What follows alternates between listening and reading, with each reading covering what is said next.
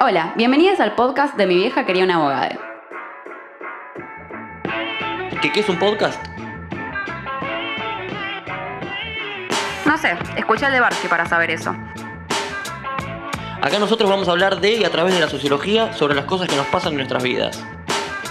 Entre nosotros y con entrevistados nos haremos preguntas que nos permitan comprender y explicar aquello que nos sucede cotidianamente. Esto es Mi vieja quería una abogada. Un podcast de sociología. Hola, ¿cómo están? No me canso de esta presentación. Mi nombre es Manuela y hoy acá a mi lado en la pantalla de Zoom tengo a Agustín Pipichelo, Tommy Bulias y Francisco González. Volveremos que es Francisco González porque es un ente abstracto en esta pantalla. ¿Cómo están, muchachos? Bien, queridos, queridas, ¿cómo andan? ¿Entusiasmados por este capítulo? ¿Ustedes qué cuentan? ¿Qué tal, gente? Por acá, ¿todo bien? También contento con hacer este capítulo. Bueno, ahora Manu nos vas a contar un poco a la audiencia, imagino, pero la verdad que gran capítulo se viene. Efectivamente. Acá, desde las sombras, los saludo. Problemas técnicos con la cámara, todas estas cosas problemas de la virtualidad. No pasa nada, los vamos a ir solventando. Después tenemos al gran Agustín Pipichelo que edita los ruidos del WhatsApp web y todas esas cosas que van apareciendo en el medio de la grabación. Bueno, un poco empezamos a hablar de lo que nos trae hoy al capítulo. La idea es, a partir de, un poco como spoilea el título de este episodio, un poco a partir de la película Ciudad de Dios, ver, bueno, cuál es la dinámica desde la sociología urbana que tiene que ver con las villas, las favelas, en el caso de la película, y qué es lo que hace que la ciudad esté dispuesta de la manera en la cual la vemos, que muy bien como nosotros, nosotras y quienes nos están escuchando saben, lo que nos es dado siempre tiene muchas más preguntas para hacerle, ¿no? Entonces, un poco la idea es que empecemos a hablar, introducir qué es la sociología urbana, usar la peli y, bueno, ir charlando como siempre. Para todos aquellos que no hayan visto la peli, un poco les recomendamos que la vean porque realmente es bastante épica. Pero además tenemos acá a Tommy que nos va a hacer una breve presentación de la película para empezar a charlar. Sí, bueno, es una película que me encanta porque es increíble, se la recomiendo a todos, todas y todes que la vean, pero siempre me interesó una cosa que va más allá de los tiros y toda la cuestión medio gángster que tiene la peli y que destaca más o menos por eso. Lo interesante, bueno, es que se llama Ciudad de Dios. Ciudad de Dios es un barrio cerca de Río de Janeiro y la película retrata justamente el cambio de ese barrio.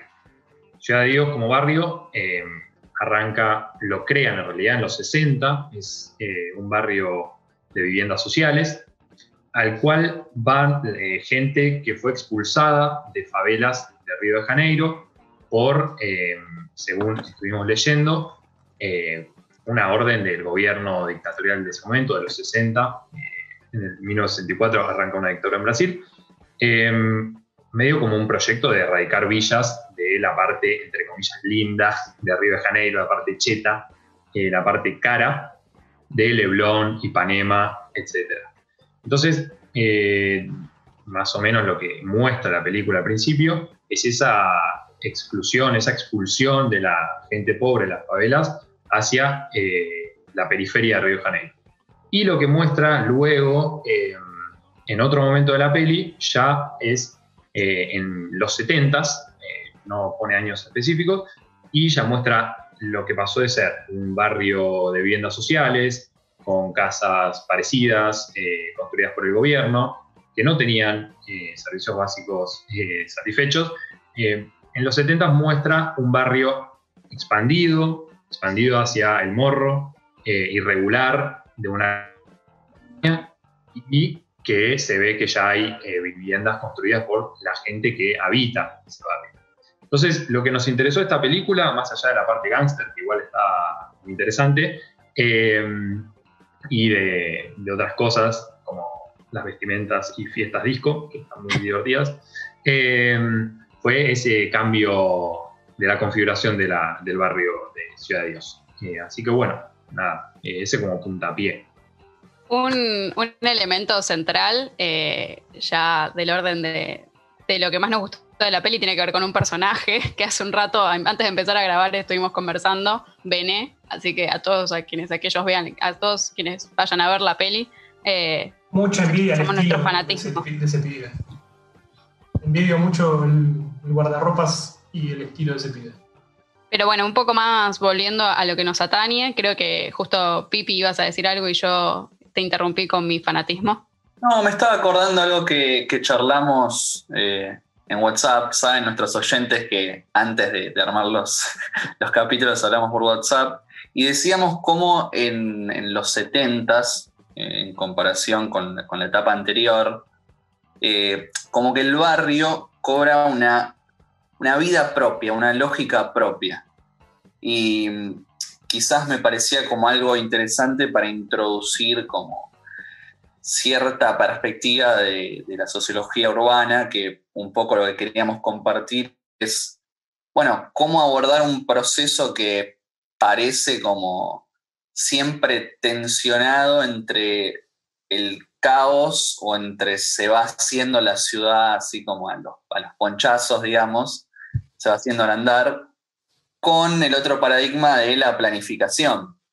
Y quizás, bueno, ahí abrir como a debate cómo ven ustedes, ahí en la película, ¿no? En Ciudad de Dios, si comparamos los 60s con los 70s, quizás como que pasa de la planificación estatal a el hacer sobre la marcha, y quizás los habitantes de ahí de Ciudad de Dios tienen una incidencia mucho mayor en los 70s que en los años 60. No sé si les parece empezar por ahí, si les copa eso. Sí, comparto la lectura. A mí me parece interesante también hablar de esto que mencionaba Tommy, ¿no? Que por una decisión estatal en realidad se los corre como de lo que sería el centro de Río de Janeiro hacia las afueras. Mucho el concepto de centro y periferia en los autores de la sociología urbana siempre está muy presente, el centro siendo el lugar que tiene más servicios urbanos, está mejor servido de transporte, de espacios de trabajo, de consumo, de disfrute también, y la periferia la que carece hasta de servicios básicos, digamos. Entonces ahí hay un punto en el cual ya de entrada la peli te dice, bueno, esta gente, este segmento de la población es excluido por una decisión estatal en este caso, hacia los confines, digamos, de la ciudad, incluso fuera de Río de Janeiro. Después vemos 10 años después un poco esto se empieza como a entremezclar y ellos hablan de que son parte de Río de Janeiro en realidad, un poco por este crecimiento dentro de la misma, que se va convirtiendo en una favela, digamos, con construcciones más precarias, ¿no? Y ya vemos un escenario súper distinto. Pero me parece súper interesante esto que trae Pipi, y también lo abro a discusión o les pregunto, ¿qué piensan de, bueno, si es el Estado el único actor que interviene en esta dinámica espacial, o cuáles son los otros actores que intervienen? No sé, Fran, si querés hablar al respecto, o cómo la ves, digamos. Sí, en ese sentido me parece que está bueno un enfoque muy, muy interesante de la sociología urbana. Tiene que ver con eso, con analizar, por ejemplo, cómo se da el proceso de urbanización en las ciudades, el crecimiento de las ciudades. Generalmente sí se hace esa diferenciación entre centro y periferia, el crecimiento, digamos, hacia afuera, sobre todo por estos procesos de expulsión poblacional, sea por cuestiones, entre comillas, planificadas o por procesos de mercado y demás. Bueno, el mercado, ¿no?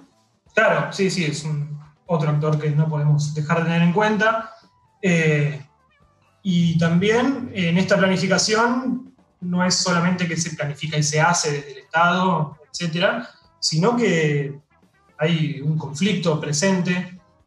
No es lo mismo construir una serie de viviendas en un lugar alejado y completamente desconectado del resto del tejido urbano, que dotar eso, proveer a esas viviendas, entender esas viviendas de una forma más relacional o integral con el resto de la ciudad, en todo lo que decía Manu, estos procesos de movimiento de gente de un punto a otro de la ciudad, ya sea por trabajo, por esparcimiento, por cualquiera de esas circunstancias.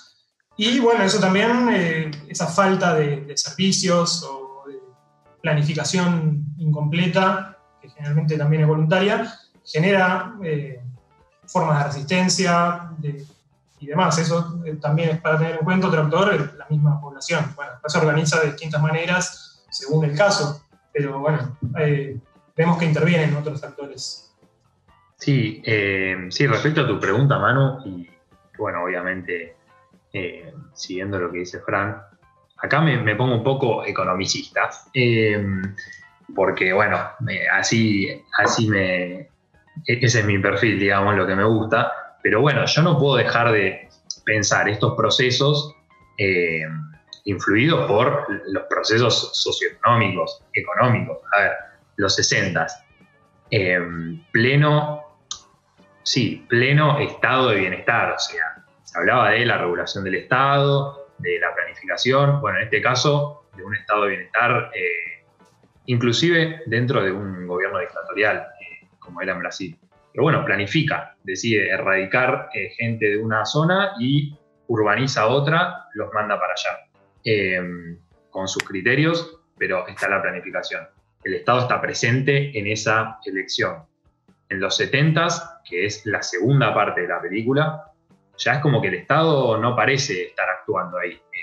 Y es un poco lo que dice Fran, o sea, y lo que decía Pipi antes, la gente como apropiándose de ese lugar, por el vacío que deja el Estado ahí, se retira el Estado y deja un vacío, y lo toman los pobladores, la gente que se van adaptando al lugar y bueno, van tratando de adaptar su lugar lo mejor posible para poder vivir cerca de las ciudades, que bueno, con todo lo que conlleva, pero bueno, en los 70 también como esa ruptura del orden de estado de bienestar a un estado más neoliberal, digamos, con todos los gobiernos que se sucedieron en esa época.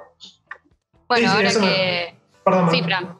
No. Eso me parece fundamental, lo que decía Tommy, enmarcarlo en el contexto de modelos productivos particulares y sobre todo pensando no solo en el caso de Río de Janeiro, sino también enmarcándolo en América Latina en general. Si bien cada país o cada ciudad tiene sus particularidades y demás, el modelo de ciudad latinoamericana se pueden encontrar ciertos parecidos, sobre todo en el desarrollo de las ciudades a lo largo del tiempo. Son ciudades suelen ser más integradas hacia el centro, donde, sobre todo en una época, qué sé yo, más cercana, a partir de los 30 hasta los 60, inclusive, que es donde transcurre la película, donde el centro económico era el centro de las grandes ciudades. Entonces, todo se va, entre comillas, amontonando al costado, y a veces hay planificación, y a veces se da de una forma un poco menos planificada y informal, un poco más, una dinámica un poco más voluntaria de las personas que se acercan, también como oportunidad o buscar oportunidades dentro de ese modelo productivo. Pero sí, eso que marca Tommy me parece clave. Bueno, ahí siento que un poco dentro de lo que estamos diciendo, y como en general, a partir de una estructura desigual llamada capitalismo o intervención ilimitada del mercado, se vuelve como muy importante o es central el concepto de, bueno, y últimamente también está muy en boga esto de la meritocracia, ¿no? Y hay un autor que se llama Oslak, que seguramente todos ustedes lo conozcan y quizás alguno de nuestros oyentes también, Oscar Oslak, que tiene un nombre así un poco trabalenguas, que tiene un libro, que es uno de sus libros, me parece que en lo que hace a la materia, él es economista, es doctor en ciencias políticas, entonces tiene un desarrollo sobre el Estado en muchas dimensiones, pero en lo que hace a la sociología urbana tiene un libro. ¿8? Un bocho. Ah, un bocho. Pensé que 8 libros y dije, wow, tiene la bibliografía. Merecer la ciudad se llama el libro, que lo recomendamos mucho, y acá habla un poco de lo que venían peloteando ustedes, que tiene que ver como, bueno, hace como una gradiente de lo que es el derecho a la ciudad, el acceso a la ciudad, donde en una punta hay propietarios y en la otra punta está la usurpación ilegal de terrenos, avalado o tolerado, dice, por el Estado. Porque recordemos que cuando el Estado no quiere que la gente esté en esas tierras, bueno, humildemente con el monopolio de la fuerza los invita a retirarse, ¿no? Entonces me parece que un poco tiene que ver esto que venían charlando con este criterio de, bueno, ¿quién merece habitar la ciudad? Y la ciudad entendida, y me parece que acá un poco también lo iban mencionando, no solo como, bueno, una unidad de vivienda y, bueno, tener una casa, sino también, bueno, esa casa dónde está, digamos, ¿no? Todos coincidiremos en que no es lo mismo vivir en Boedo, porque yo vivo en Boedo y amo mi barrio, que vivir en el tercer cordón del conurbano, no en términos de validación, sino en lo que tiene que ver con el acceso al transporte, en lo que tiene que ver con el acceso a distintos servicios, que seguramente me sea mucho más fácil de acceder a mí que alguien que vive lejos y que probablemente incluso no tenga ni hablar de servicios básicos, digamos, ¿no? Pero bueno, un poco introducir esto, que en la peli a veces se ve también de los servicios, se ve al principio de la película que mientras ellos van corriendo como por Ciudad de Dios en los 60, están levantando un poste de luz, y ahí empezás a ver como, bueno, cómo se van sirviendo de servicios esos barrios. Pero bueno, y necesariamente, un poco retomando lo que decía Fran también, y lo que decían Tommy y Pipi también, no es lo mismo ubicar a esta población en las afueras de Río de Janeiro y darle servicios que ubicar a esta población en las afueras de Río de Janeiro y olvidarse de que existen, ¿no? Y ahí es donde quedan como, no sé qué, Manu, no sé qué les parece. ¿Sabés lo que pensaba mientras te escuchaba? Me acordaba de esa escena cuando los pibes ya son más grandes, ya creo que eran los 70, que van a la playa y conocen a unos pibitos que están más acomodados. No sé si eran chetos, pero estaban más acomodados.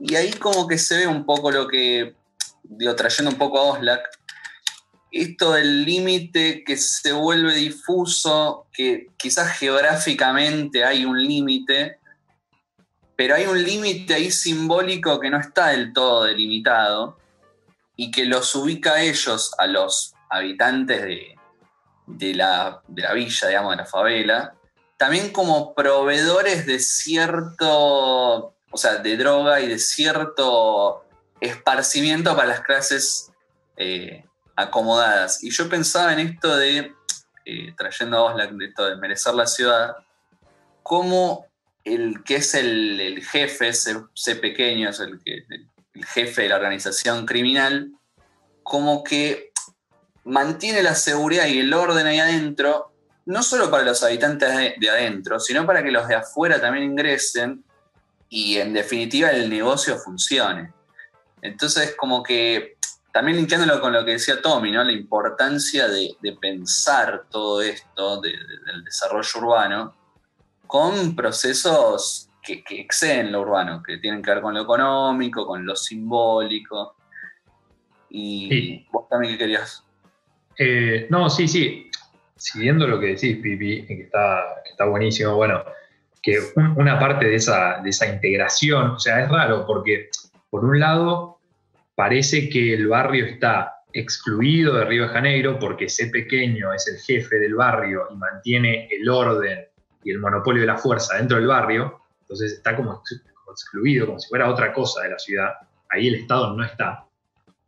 Por otro lado, está integrado, porque como vos decís, estos pibes más de clase media o acomodada entran al barrio. De hecho, la escena que veíamos de la fiesta de Bené, todo ahí con camisita de flores y todo disco, un capo total, pobre Bené, que bueno, spoiler alert, no vamos a spoilearla tanto. Bueno, o sea, los pibes y las pibas están en esa fiesta, dentro de la favela, de una favela gigante. Entonces, está como excluida de la ciudad de Río de Janeiro, pero a la vez se ve esa integración. Yo no sé, capaz es una cuestión de los 70s, y capaz hoy en día es imposible que suceda, o no sé, pero me llama la atención esa parte. Para mí está bueno esto que trae Pipi de la diferencia entre límites geográficos, límites simbólicos, relacionado también a lo que decía Manu del derecho a la ciudad, la dinámica de movilidad dentro de la ciudad. Me acabo de acordar de un libro que es justamente para eso, sobre este tema. Lo voy a recomendar, me voy a tomar ese atrevimiento. Un libro de Ramiro Segura que se llama Vivir afuera, antropología de la experiencia urbana. Y está muy bueno en este sentido, en que existen límites físicos, geográficos entre los barrios y diferencias físicas, de estilo, de servicios, etc.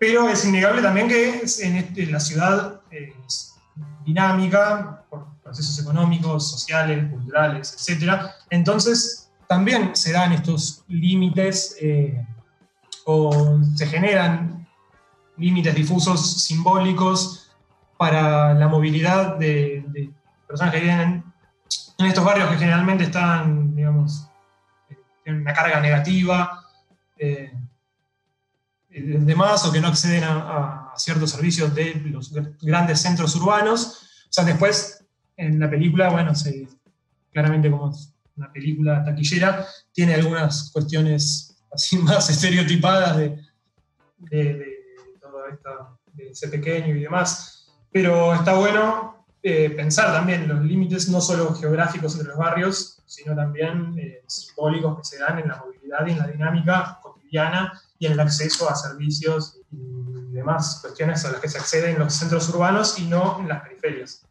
Bueno, ahora ya siento que empezamos a nombrar autores y no puedo parar, pero hay un autor que se llama Pedro Pires que habla un poco de cómo esto de brindar de servicios a una zona, en este caso mucho se habla dentro de la sociología urbana de lo que es el territorio, ¿no? El territorio, y este capaz es uno de los conceptos fundamentales, no tanto como solo simplemente escenario de las relaciones sociales, ni como el resultado de esas relaciones, sino como las dos cosas, digamos, ¿no? Como un poco, siempre cuando pienso en este concepto me remite a estructuras estructuradas, estructurantes de Parsons, pero tampoco quiero complejizar hasta allá. Pero bueno, el escenario en tanto es un poco resultado de esas interacciones, pero al mismo tiempo influye en las interacciones sociales. Entonces, el hecho de brindar o no de servicios a un sector de la población termina incluyéndolos o integrándolos, digamos, ¿no? Y entonces ahí es donde está, me parece, todo este juego o esta disputa entre distintos actores y el rol necesario o imperante del Estado que termina dando mayores condiciones de posibilidad, y un poco retomando lo que decía Tommy, o al mercado y a lo que tiene que ver con la valorización de las tierras y probablemente hacer desarrollos inmobiliarios que no tengan que ver con la vivienda o con soluciones habitacionales para las personas, o con brindar servicios básicos que de pronto no son redituables para el mercado y es una decisión política de otro estilo. Pero bueno, digo, como está todo el tiempo en esta disputa, me parece, ¿no? También como la estructura social en general. Sí, también, o sea, en cuanto a eso, porque venimos nombrando mucho el tema de los servicios, y también, antes de hacer el capítulo, nos acordamos de un autor, Zhukovsky, fácil su apellido, que bueno, que en un texto que se llama Claves políticas del problema habitacional argentino, claramente lo estoy leyendo, él un poco lo que trata de hacer es definir lo que es la vivienda de una forma más cualitativa, al decir, definición, que la vivienda es una configuración de servicios que deben dar satisfacción a las necesidades humanas primordiales. Entonces, ahí esta definición me parece interesante para pensar después, capaz es un tema para otro capítulo, pero las políticas de urbanización, ¿cómo abordás esa urbanización? Porque vos podés hacer hogares o vivienda, la cuestión física, digamos, y decir, bueno, acá tenés tu casa, pero le falta una red de servicios, le falta transporte, le falta luz, ¿y eso es una vivienda o no? Y un poco en Ciudad de Dios se ve que les hacen las casas, pero nunca les ponen ni electricidad, ni agua. Bueno, de hecho, Buscapé, que es uno de los protagonistas, termina diciendo que a los, no sé, creo que tenía 20 y pico, se da por primera vez una ducha de agua caliente cuando va a un barrio más cheto. Entonces, como que nunca tuvieron una vivienda. Y bueno, acá el texto de Oscar Zhukovsky, ahí lo dije bien, creo que está bueno para pensar eso y lo que venían diciendo ustedes también.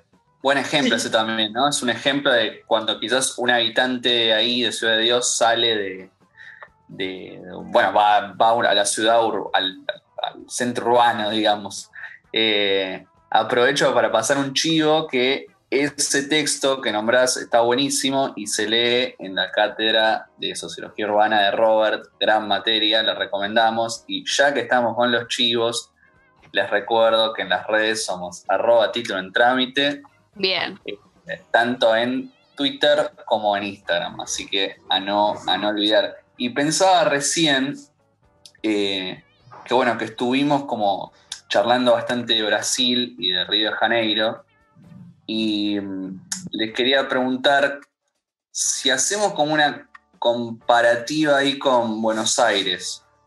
Yo siento que, a ver, en Buenos Aires tenemos como la particularidad de que muchos de estos barrios, digamos, villas, están ubicados en el centro de la ciudad, a diferencia de otras ciudades donde generalmente está como lo que decía Manu, ¿no? Más en la periferia que en el centro. ¿Les parece una buena comparativa esa o estoy mandando fruta? No, creo que ahí el ente Chiaramonte, Francisco González, quiere responder, y me parece que está de acuerdo con vos, pero no veo su cara, así que Fran, si querés hacerte presente mediante la voz. Vemos una mano que aparece ahí. Sí. Desde las sombras tomo la pregunta. No, sí, o sea, más o menos como decía antes, creo que tiene que ver también, o sea, lo que conozco más es Buenos Aires, porque es porteño, y tampoco soy un especialista en la historia económica de Brasil, ni muchísimo menos. Pero me parece que Buenos Aires tiene la particularidad de que, sobre todo a partir de la década del 30 y con la industrialización por sustitución de importaciones y demás, después el Estado interviene más o menos según los gobiernos de turno. Por ejemplo, el peronismo planifica mucho más que las sucesivas dictaduras o gobiernos posteriores.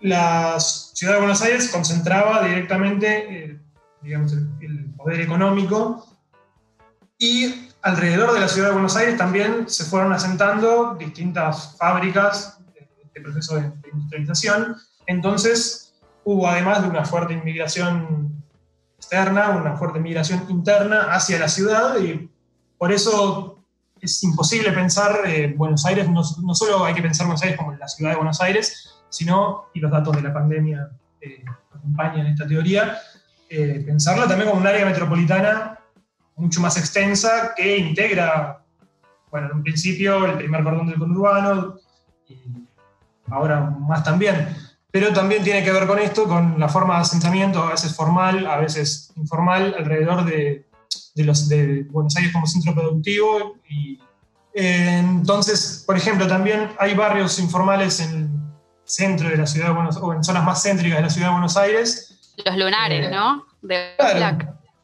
Claro, Oxlack lo define de esa manera.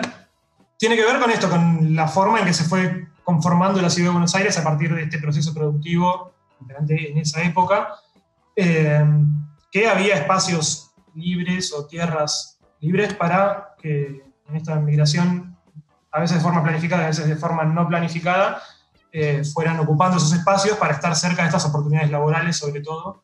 Y supongo, me da la sensación de que en Brasil, o en Río de Janeiro particularmente, hay como una política, que acá también hubo durante la dictadura, de erradicación de las villas o los barrios informales hacia afuera. Pero, hacia donde no se vea. O sea, claro, digamos, hay una similitud, pero también están estas diferencias históricas. No voy a hablar de la de Brasil, solamente son sensaciones que tengo. Pero bueno, nada, en Buenos Aires me parece que tiene que ver más, o sea, con un proceso un poco más complejo que sí hasta el día de hoy. Sí, bueno, y la geografía también, ¿no? Digo, las favelas estamos acostumbrados a verlas para arriba, y digo, en Brasil de pronto no es tan fácil decir, bueno, voy a esconder una villa atrás de la estación de Retiro y voy a poner un paredón y esta villa ya no existe, sino que, bueno, está por sobre los morros, digamos. Ahora ya cerrando, también para no abrumar a nuestros oyentes, a nuestras oyentes, creo que intentamos hacer una introducción a lo que trata la sociología urbana, que estás tomando como disparador Ciudad de Dios y lo que tiene que ver con la ciudad informal, que es esta ciudad de la que hablamos que carece de servicios, que tiene seguramente una traza distinta a la de los barrios formales. Intentamos hacer un primer abordaje de lo que la sociología urbana tiene para decir de cómo se configura espacialmente la ciudad. Un dato más, simplemente para cerrar, es que en la película, en Ciudad de Dios, el rol de las mujeres, y esto uno puede discutir cuál era el rol de las mujeres en los asentamientos o en las villas en Brasil en el 60 y en los 70, que de eso carezco totalmente de información, pero no dudo que seguramente hubiera cierto rol, por lo menos en lo que tiene que ver con las tareas que hacían que estas personas o los personajes principales vivieran y se reprodujeran, que tiene que ver con por lo menos las tareas del cuidado, digamos. La película no las representa para nada. Y un poco creo que tiene que ver con algo que podríamos desarrollar en próximos capítulos, que de nuevo en ese WhatsApp que mencionaba Pipi ya estuvimos intentando pelotear algunos que se vengan. Hoy en día este tema de derecho a la ciudad está un poco reversionado o actualizado en tanto lo que tiene que ver con, bueno, la ciudad entendida como en una estructura desigual de clases sociales, pero también vinculada al género, ¿no? Y cuál es el rol de las mujeres en la ciudad, es decir, si la planificación de las ciudades contempla los recorridos y las necesidades de otros géneros que no sean el varón blanco cis heterosexual. Pero de nuevo, no quiero abrumar y creo que eso tiene mucha tela para cortar para el próximo capítulo. Me parece, compañeros, que hemos llegado al final. Hay próximo capítulo. Bueno, y habiendo llegado al final de este capítulo introductorio, pero bastante extenso finalmente, nos despedimos. Nosotros somos la banda del título en trámite. Y esto fue Mi vieja quería un abogado. un podcast de sociología.